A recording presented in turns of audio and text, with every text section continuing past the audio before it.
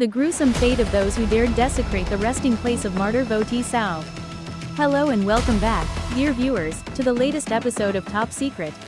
Ladies and gentlemen, for the 7X, 8X generation, or even the younger 9X generation, surely everyone has memorized the praises of Sister Vo Thi Sao by heart. When the Latima flowers bloom across the red homeland, the villagers still fondly remember the hero who sacrificed for the nation, passing down his legacy to future generations. Not only does the Red Land remember your name, but all of Vietnam has called out for you. Because she sacrificed for this land, sacrificed for the generations to come. Therefore, future generations must live in a way worthy of her sacrifice.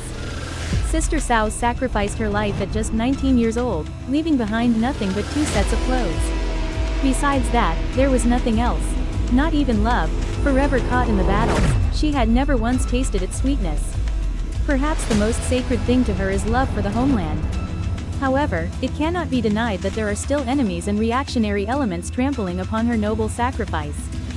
Some even had the shameless audacity to desecrate Vo Thi Sao's grave. Who are they?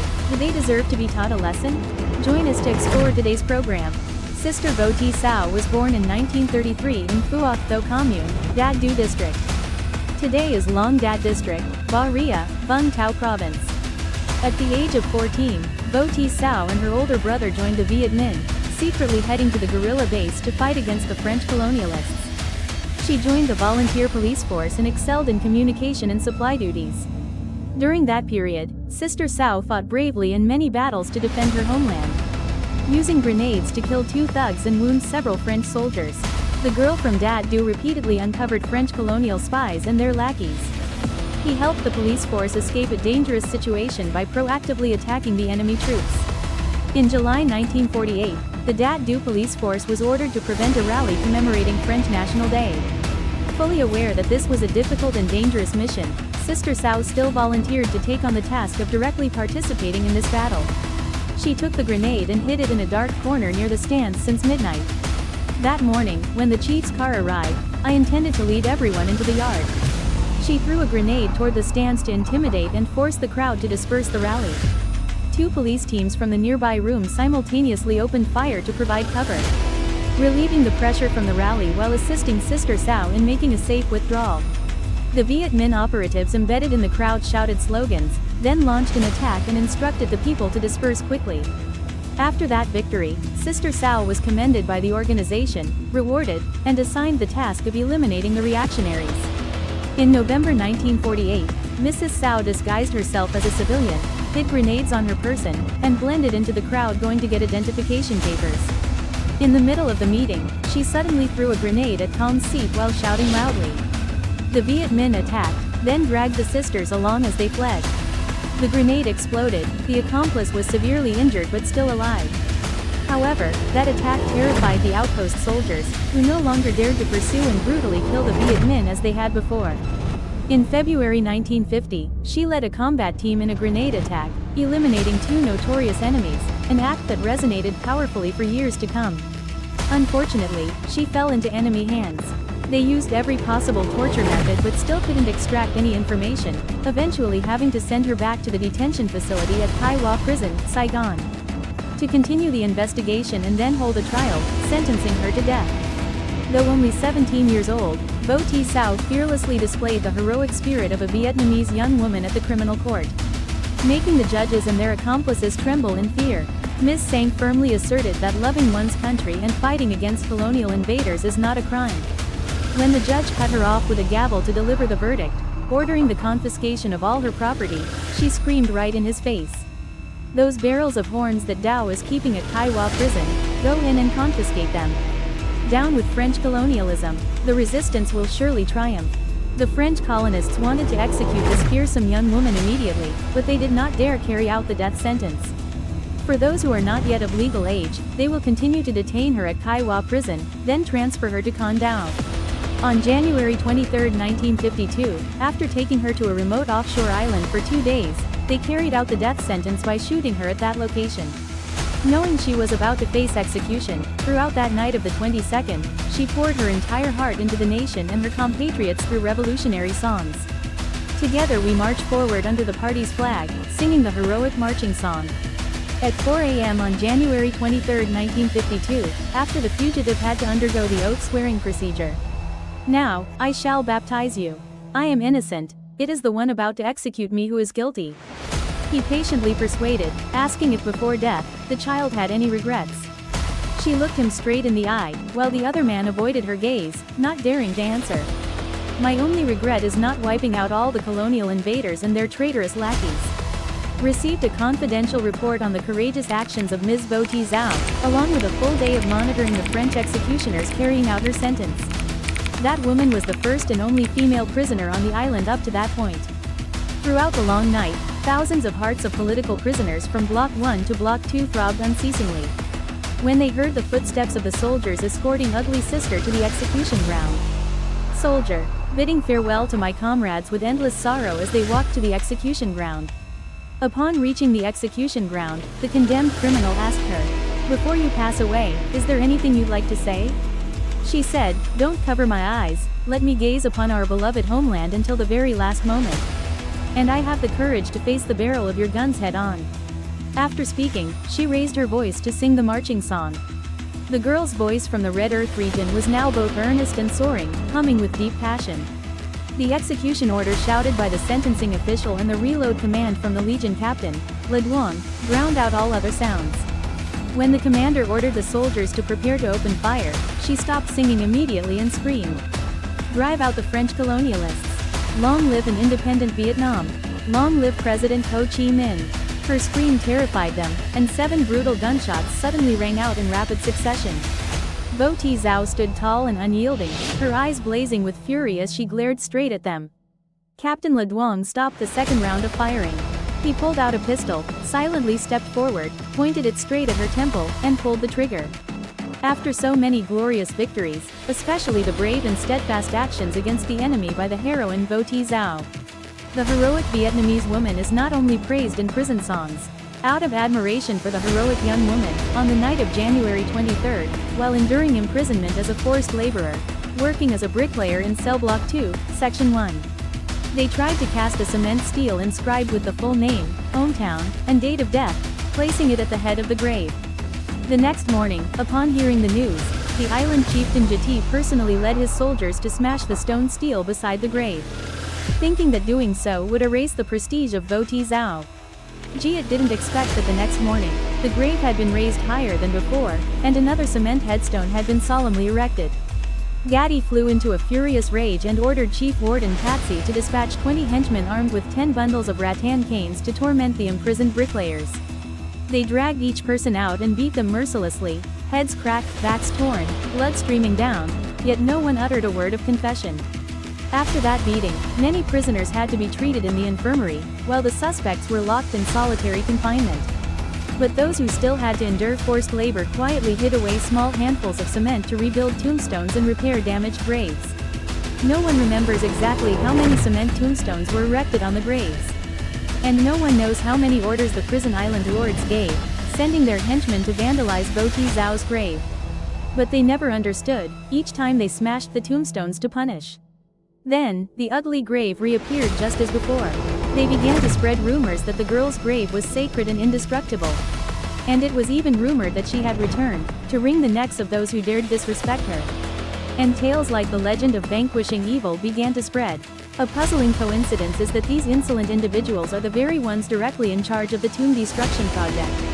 Either they directly vandalize the tombstone, only to die an unnatural death a few days later, or they descend into panic and madness. Seeing this, the jailers and the treacherous prisoners began to tremble in fear, not daring to act further. From then on, the jailers at the prison tower and their families would sneer and dismiss anything mentioned with utter contempt. By heaven and earth, by all the spirits as my witness, that wicked girl dared to do such a thing. Even the island's lord had to swear that oath. From then on, not only political prisoners but even ordinary inmates also. My wife and children, the prison warden, soldiers, and officials, every time they pass by Hang Duong Cemetery. No one forgets to place a stone, plant a flower, or light incense upon that grave.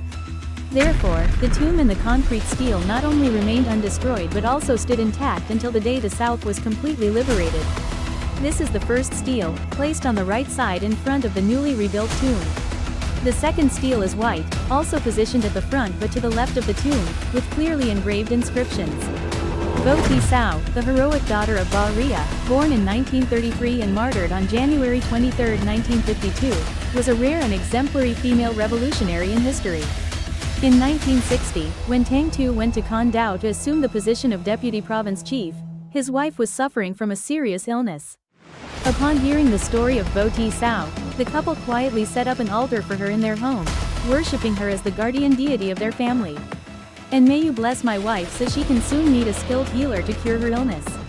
In 1964, when Tang Tu was promoted to provincial governor, his wife also recovered from her illness. Therefore, the couple immediately held a Thanksgiving ceremony. And someone has requested permission to restore Sister Sao's tomb, Martyr Vo Ti Sao, and hold a solemn ceremony to place a tombstone for her. The third stele is made of black stone, engraved with shimmering gold-leafed inscriptions. Martyr Vo Ti Sao, a heroic figure of the People's Armed Forces, was born in 1933. Placed in the central, most solemn position on her grave, that is the stele erected by our state and people to honor her, a heroic and indomitable Vietnamese daughter. Behind the fourth stone stele is a circular granite slab nearly 2 meters in diameter.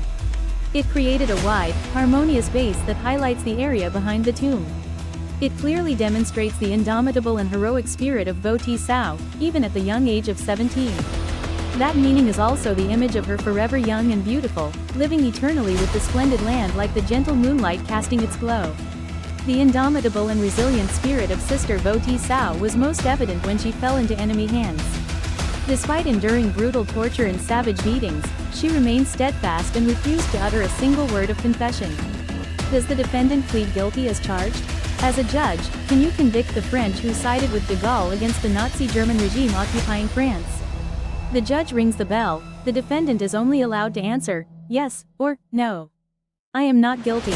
How can loving one's country and resisting the colonial invaders be considered a crime? Sister Sao was sentenced to death, a brutal verdict by the French colonialists against a girl not yet of legal age. Public opinion is abuzz. They didn't dare kill her on the mainland, so they took her to the island. She was the first girl to be executed on that island. How deeply moving it was that even in the death row cell, Sister Sao still asked someone to arrange a meeting with the couple of the deceased. Dear sir and madam, that prisoner is to be executed tomorrow morning. She only wishes for a few minutes in the yard to bask in the sunlight and gaze upon her homeland's sky one last time. To love one's homeland so deeply is truly the utmost. In the front yard, Miss Sao let her long hair down, basking in the cool breeze.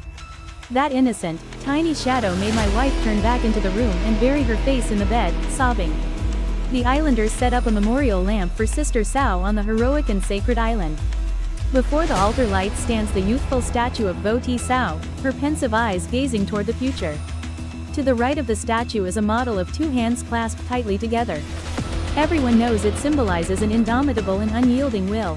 Many people came to offer incense for Sister Sao, sitting to rearrange the incense bowl.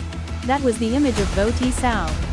They looked at her, their hearts dwelling on her 19 years, that youthful age fallen upon this desolate island land. Today's 19-year-olds can innocently carry their books to school. Everyone seemed to hear her voice before the gunshot, piercing straight into her heart. Vietnam, eternal independence. Indeed, that was the vow of that 19-year-old girl. Whoever dares to forget that oath deserves to be called a faithless wretch. Next to her statue is Uncle Ho's praise, engraved in golden letters on a red background, resembling the symbol of the national flag.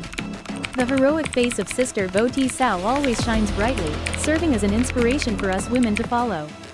Sister Six sacrificed her life on January 23, 1952. But in spirit, Sister Sao has always walked alongside the islanders. Even the fake legionnaire back then, after Sister Sao's sacrifice, stood there dazed as if he had lost his soul. She was extraordinarily serene, loving life until the very last moment. Courage shows even in defeat. That is truly a hero. She always firmly believes in the righteousness and just cause of her people. We didn't know what else to do except pick up guns and kill. The islanders often meet Mrs. Sao. Now, let's listen to Mrs. Lu tell her story. I bring flowers to offer at the tomb of Sister Vo Ti Sao. As I approached the grave, I suddenly saw a girl in a white dress and white shoes stepping out from it, leisurely strolling back toward the town. I knelt down and bowed, and only after a long while did I dare to step forward to the grave to offer incense. On the way home, her image kept appearing before my eyes. No matter where I went, I saw her. That Lunar New Year, I set up an altar for Sixth Aunt, placing it in the most honored spot, with incense smoke curling ceaselessly all year round. The islanders adored Sister Sao immensely. All this time, whenever people harbored any frustration or resentment in their hearts, they would swear it before heaven and earth, before gods and ghosts. Now, call Ms. Sao. How can you not believe it when the memorial stele for Sister Sao, just erected today, has already been smashed to pieces? Tomorrow, a new memorial stele will appear right in that same spot. Whenever someone visits her grave, lights incense, and prays, they do so with sincere devotion. Suppose those prayers do not come true. Will those practical seafaring folks still come to scatter offerings at Sister Sao's grave? On the contrary, the number of people coming to pray grew ever larger, proving that their sacred devotion spoke for itself. One undeniable truth remains. Any wretch who dares defile that sacred thing shall meet a strange and certain death. The common prisoner from Phu Loi was exiled to the island, then later recruited to work as a security orderly in the prison. Following the orders of the bloodthirsty island warlord, the savage thugs struck. I'm not afraid of anything. Go ahead and smash the Vo Ti Sao beer shop. Let's see who dares to lay a finger on me. A savage thug wielding a hammer vandalized the memorial stele dedicated to Vo Ti Sao. The next morning, a new stele appeared once again. The island lord sent someone to summon Dee, but Dee was bedridden, unable to get up no matter how hard he tried. Moments later, he let out a heart-wrenching scream. Poor you, Auntie Sao, you've already made a mistake. 3 days later, the councilman passed away. For example, after the term of Bach Van Bon, there is a legend that this monk was a mythical figure. On a night in 1964, around the hour of the rat, the prison warden, his wife, and 3 trusted soldiers carried out their actions in secret. Carry the white stone stele inscribed with lines of text. Heroine Vo Ti Sao was born in 1933 in Bahria and bravely sacrificed her life on January 23, 1952. Placed on the grave of heroine Vo Ti Sao at Hang Duan Cemetery. The bricks were made from earth. Following the instructions of the island's overseer, the soldiers dug a pit of moderate depth. The island lord used his hands to pack the earth and steady the target post. After that, the couple lit incense together and prayed. The Vietnamese Republic Army lieutenant colonel guarding the Con Dao prison, what he prayed for, no one knew. The soldiers under his command didn't dare to ask anything. Later, the commander explained. The grave of Ms. Sao is highly sacred. My wife and I did this to pray for the safety of the soldiers and their families stationed on the island. Suddenly, it dawned on me, the power of the island lord, also known as the governor of Con Sun at the time, was truly immense. Under the provincial governor, there is a deputy governor in charge of public security affairs. Reporting to the deputy governor are the administrative assistants in the office department.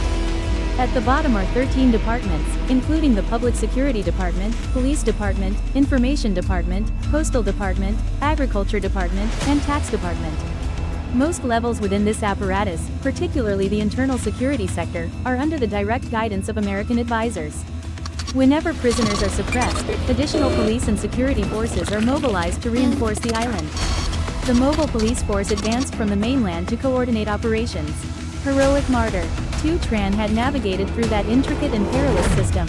The grave of Ms. Vo Ti Sao and several other martyrs' graves in Hang Duan Cemetery are still not properly maintained, but usually meticulously maintained with a proper tombstone. Sometimes, the vibrant flowers stand like monuments, embodying an indomitable and resilient spirit. The actions of the prisoners on Con Dao infuriated the enemy. Communist Tombstone Purge Campaign. The event took place at Hang Duan Cemetery. Strangely, they only destroyed a few tombstones, but no one dared to touch Zhao's grave marker. But under the rule of the infamous prison warden Nguyen Van Bay, the island lord committed countless atrocities while establishing the new Kiu state cage system. In 1973, Warden Bay decided to destroy Zhao's tombstone. He was determined, but Bay didn't dare do it himself and ordered his underlings to act instead. However, his lackeys tried to dodge or shift the task. Fortunately for prison warden Nguyen Van Bay, among his underlings was a notorious brute and vicious henchman named Suok. Suok was the cruelest prison guard, always eager to torture and beat prisoners. Communists don't even fear living, let alone dead communists. No need to act sneakily in the dark, just do it openly in broad daylight. Suok and his underlings drank their fill of liquor to fire themselves up, then each man grabbed a sledgehammer and a crowbar. Upon arrival, Suok's underlings suddenly halted, rooted to the spot at the entrance of the Duong lineage cemetery, ignoring his furious shouts and demands. But in the end, only Suok dared to act. It's unclear what Suok had destroyed, perhaps due to drunkenness or not, but over an hour had passed. The panicked underlings carried Suok's limp body back. The Suok man was drenched in cold sweat, his eyes wide with shock, one leg of his pants soaked in blood from being stabbed by his own pickaxe. On the island, the people worship two temples as their deities. Here is the temple dedicated to Sister Voti Zhao, a female hero who sacrificed herself for future generations. This temple worships Lady Fai Yen, a consort of Emperor Zha Long. Carry a snake to bite his own chickens. That event left an immortal song on the island. The wind swept the mustard greens into the sky, while the bitter herbs remained behind, resigned to their bitter fate. Above is the information that beyond the veil